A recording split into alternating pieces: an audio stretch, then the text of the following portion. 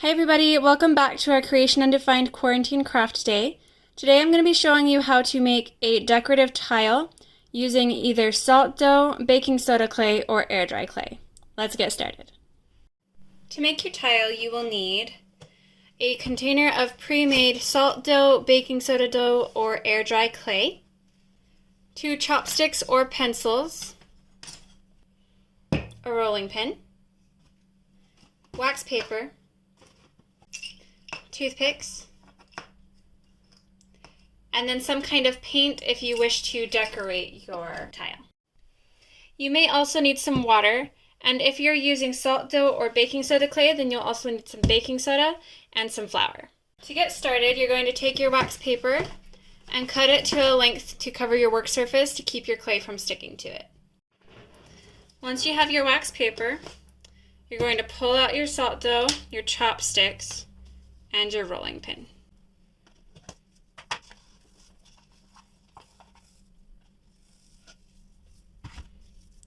Pull out enough of your dough to make the size of tile you want.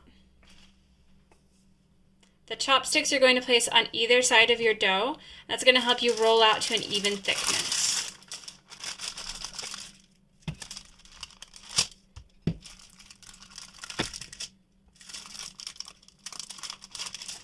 If your dough is too sticky, then you may need to add a little bit of flour or baking soda, depending upon the kind of dough that you used. Sprinkle your flour across the top, or your baking soda, and just spread it out and spread a little bit on your rolling pin to keep it from sticking.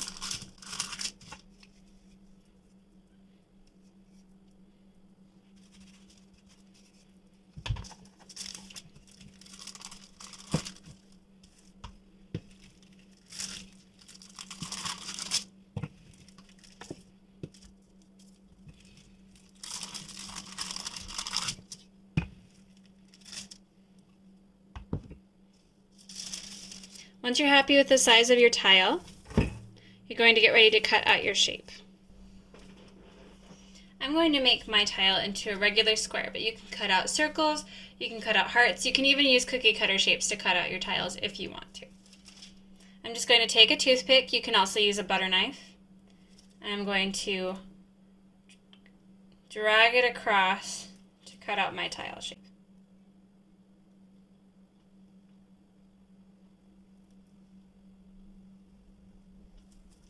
Then you're going to peel away the extra dough.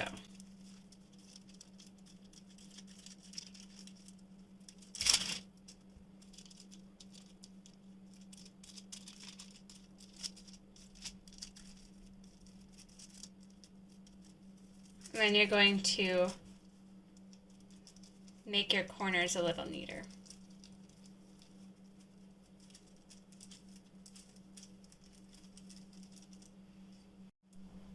After you're happy with the shape of your tile, you can go ahead and decorate it. You're going to be using your toothpick to make indented shapes, and then if you want to add anything on the top, then you'll use your extra clay to form the shape that you want. So what we're going to do is I'm going to write in here, I at the top and you at the bottom, and then I'm going to make a heart shape that I'm going to put over the top. So I'm going to just carefully stick my toothpick in to write the I.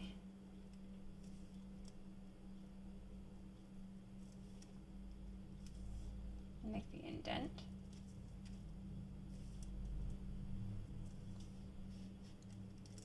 And then I'm leaving the space of the heart here. And then I'm going to write the Y.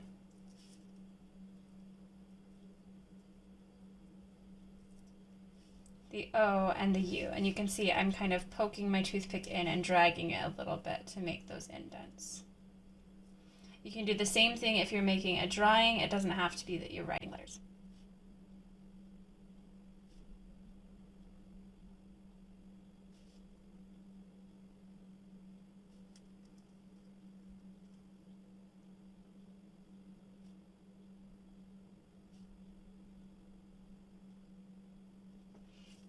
Now to give myself a basic outline of what I want the heart to look like, I'm going to very lightly put some dots here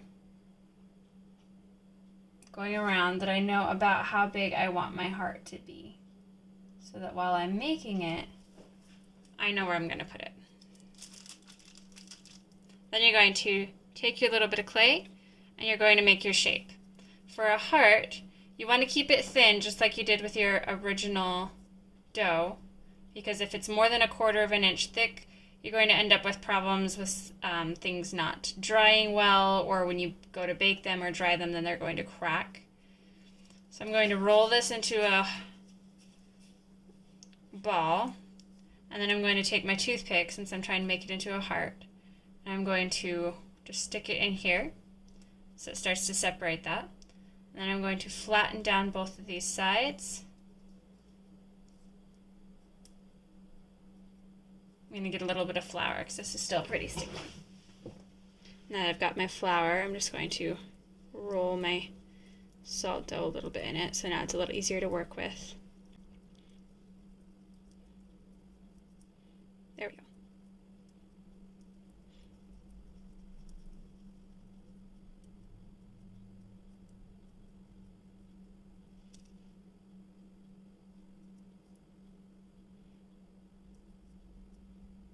And then I'm just pinching and rolling my toothpick into where I want this indent to be, and pushing it down until I've got that general heart shape. And now I want it to still be sticky on the bottom. If it's not sticky enough, then you'll get your water and you'll run your finger in your water and just dip it in your clay.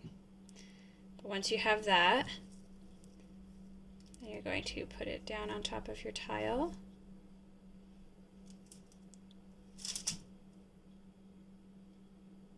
And just make sure you're happy with the shape of it.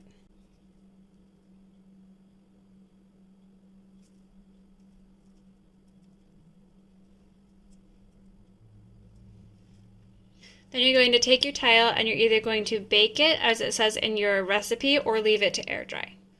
Make sure that while you bake your tile, you have removed the wax paper from the bottom so that it doesn't stick to it.